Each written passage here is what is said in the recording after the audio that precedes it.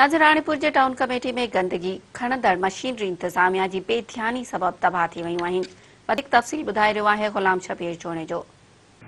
जी बिल्कुल, मां तव्हांखे ॿुधाईंदो हलां त असीं राणीपुर टाउन कमेटी अंदरि मौजूदु आहियूं ऐं अवी कैमरा जी अख सां ॾिसी रहिया हूंदा त हिते ट्रैक्टर आहिनि या जेके कार्गो मशीनियूं नयूं आयूं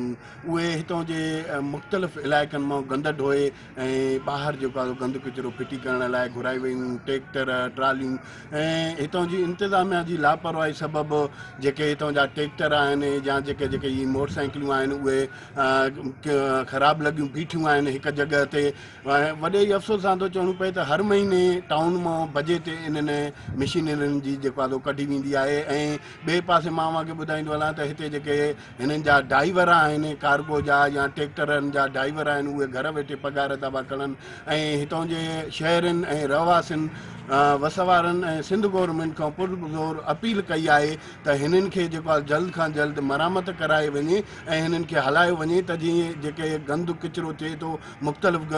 पाड़नि में या घिटियुनि में शहर जे घिटियुनि में गंद पियो आहे त उहे खणी करे ॿाहिरि फिटियूं कंदा आहिनि। वॾे ई अफ़सोस सां थो चवणो पए त करोड़े रुपयनि जूं जेके हितां जे मशीनरियूं आहिनि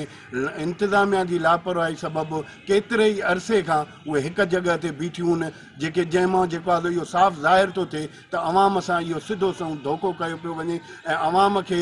जेको आहे पोइते करण लाइ हितां जे शहर राणीपुर खे गंदगीअ खे अॻिते करण लाइ हिननि मशीनुनि खे जेको आहे रिपेयर न पियो कराए वञे। जेके हीअ मशीनियूं आहिनि उहे हिकु ई जॻह ते बीठियूं आहिनि ऐं जेके करोड़े रुपयनि जी लागत सां ख़रीद करे उहे नयूं 0 मीटर मशीनियूं हिते फिटी करे ऐं बेकार नाकारा बणाए छॾियो आहे हितां जी इंतिज़ामिया सबबि। ऐं जॾहिं मां तव्हांखे ॿुधायां टाउन मां करोड़े रुपयनि जी जेका बजट ईंदी आहे उहे इन्हनि ई गाॾियुनि जी रिपेयरिंग ते कूड़ा काग़ज़ ठाहे ऐं कढाया वेंदा आहिनि। हितां जे शहरनि ऐं वसवारनि पुरज़ोर अपील कई आहे सिंध गवर्नमेंट खे त हितां जूं जेके गाॾियूं आहिनि या हेवी मशीनरियूं आहिनि उन्हनि खे जल्द खां जल्द रिप्लाई करायो वञे त जीअं हितां जो जेके गंद किचिरो आहिनि उहे खणी ॿाहिरि शहर खां फिटो कराइजे। जी।